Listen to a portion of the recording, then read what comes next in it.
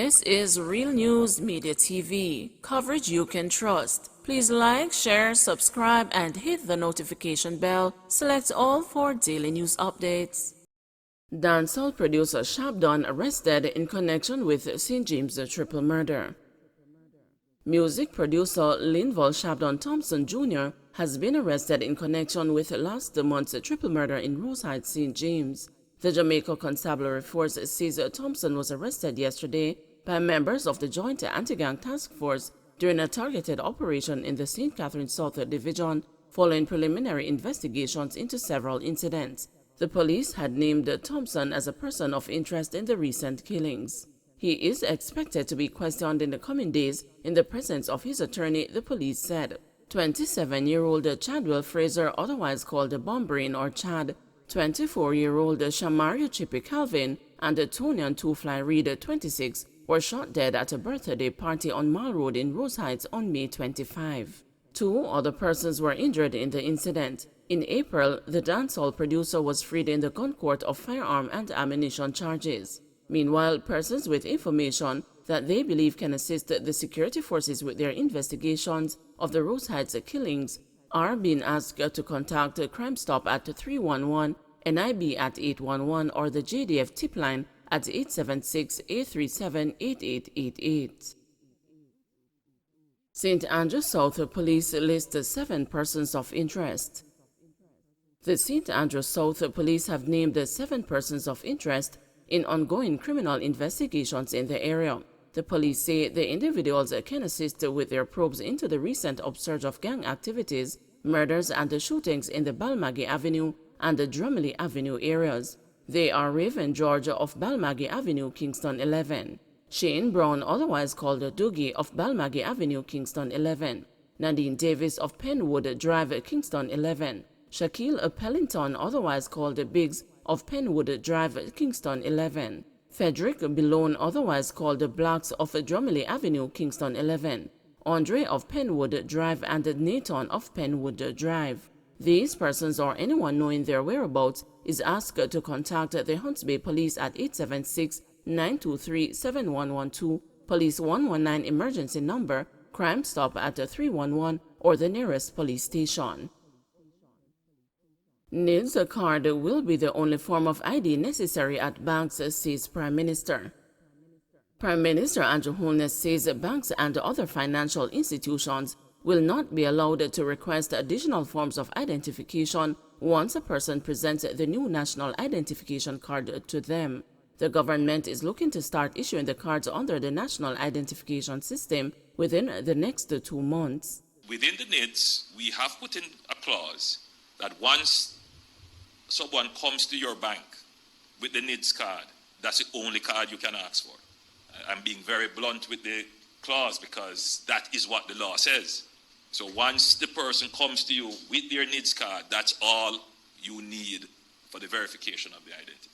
So there is not this indirect questioning of who you are, saying, hey, bring 2 cards plus the JP plus a reference of another bank account holder to establish who you are. That inefficiency is, time and money lost. It is a high level of frustration to the average citizen. But you know what it is also doing to our young people? It is creating a sense in them that, Jamaica, it's so hard to live here, it's so hard to do business here, everything is so, laborious to get done. There's a high level of frustration, particularly in our university graduates, about our systems, and their perspective is that, they can't survive in Jamaica. It's not so much about the pay, and pay is part of it, but it's just the systems that don't work. Almost $500,000 is stolen from courts-ready cash in Santa Cruz. Investigators say they are making progress with their probe into Thursday's robbery at the courts-ready cash office in Santa Cruz, St. Elizabeth. Superintendent Dwight Daly, head of the St. Elizabeth Police Division, told the news that the robbers stole almost $500,000. The 2 armed men entered the store Thursday morning about 9 o'clock and held up the security guard and the staff. The men fled on foot after the robbery. "We are following some very strong leads and we are hoping to make a breakthrough very shortly," said Superintendent Daly. He urged the members of the public who have information about the crime to call Crime Stop at 311, the 119 emergency number, or the nearest police station. Based on our investigation, the gunmen stole a little under $500,000.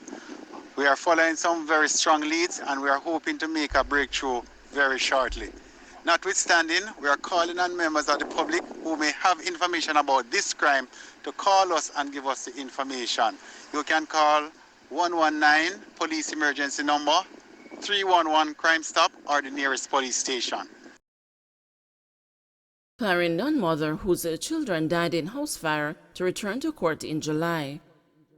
Massey Walters, the mother of the two children who died in a fire in Hayesfield Racecourse, Clarendon in March, is to return to court on July 8 to answer to a charge of negligence. Ms. Walters had her $800,000 bail extended when she appeared before the Clarendon Parish Court on Friday.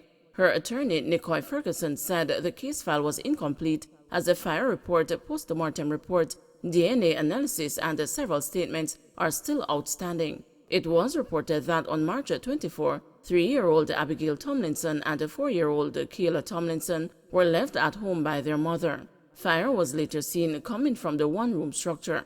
Residents tried unsuccessfully to rescue the children. In order for the matter to progress, the various outstanding matters on the Crown's file will have to be addressed. There are several statements which are outstanding. There is also the fire report which is outstanding. The post-mortem reports are also outstanding. And in this case, a DNA analysis is also outstanding. So there are several matters which are outstanding. The file cannot progress until these matters are dealt with. And so the investigating officer has been bound over to complete the file. June 30 ruling for man charged with murder of taxi operator. A ruling is expected on June 30 in the case against Domain Robinson, who is charged with the 2019 murder of St. Elizabeth taxi operator Deminia Days. Mr. Robinson's attorney Norman Godfrey made submissions before the St. Elizabeth Parish Court on Thursday. His $1 million bail was extended. Mr. Robinson is charged with murder, conspiracy to murder, and illegal possession of a firearm. It was reported that on June 22, 2019, Mr. Days was sitting in his taxi in Southfield when he was approached by two men on a motorcycle. Following a brief argument, one of the men shot Mr. Days. Mr. Robinson turned himself into the police in December 2021 after he was named as a person of interest. Police Federation to appeal aspects of Supreme Court ruling. The Police Federation has said it is not fully satisfied and will be appealing aspects of the Supreme Court ruling concerning its overtime pay dispute with the government. Chairman Corporal Rohan James has disclosed that the group will appeal aspects of the decision. The court on Friday gave the government until March 31, 2023 to implement a proper software system to efficiently capture and calculate overtime hours for members of the Jamaica Constabulary Force.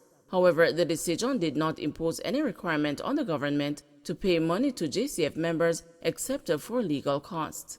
This has not gone down well with the Federation, which insisted on Friday that the government owes rank-and-file police officers overtime pay. Corporal Rohan James, chairman of the Federation, told the news that the group believes it should have been awarded damages by the Supreme Court. The acknowledgement by the court that our employer has failed to institute mechanism to properly capture work done and to compensate is acknowledging the fact that we are being deprived properties for which we are entitled to in the form of salaries and remuneration. And therefore, it does stand to reason that there should have been a reasonable judgment handed down in terms of damages, and we are going to be pursuing it. The fact of the matter, there are myriad of areas to that which the government has not been acknowledging and compensating for. And one of those areas is that you cannot be compensating me at a flat rate for work done in excess of a 40-hour work week. It must be time and a half. It is also incumbent that we therefore move towards enforcing this aspect of the judgment with our Commissioner of Police, with the stipulation of a proper 40-hour work week mechanism going forward, and that we, the Ministry of National Security, and of course as a central committee will be meeting to chart the way forward in respect of this judgment. Justice is something that is long in the heart, and it is something that you know that of a fact in pursuing justice, it's always a long haul and a long road. So we are not daunted by the process that we have to apply. We have been waiting and we have reached this far, and it is incumbent that we go the distance to ensure that all the members who have sacrificed with their lives, blood, sweat and tears, that they are given full recompense. Jacqueline Samuels Brown, the Police Federation's attorney, lamented that it took court action to get the government to abide by the heads of agreement. We note that it was not until this hearing started that there was a definitive statement that the system to be put in place and the finances would be made available so that the contractual obligations of the government could be enforced, and that would be done by March of 2023. We wish it could be earlier, but sometimes, you know what they say, when your foot is in a lion's mouth, you have to be careful how you take it out. Don't forget to like, share, subscribe, and hit the notification bell. Select all for daily news updates.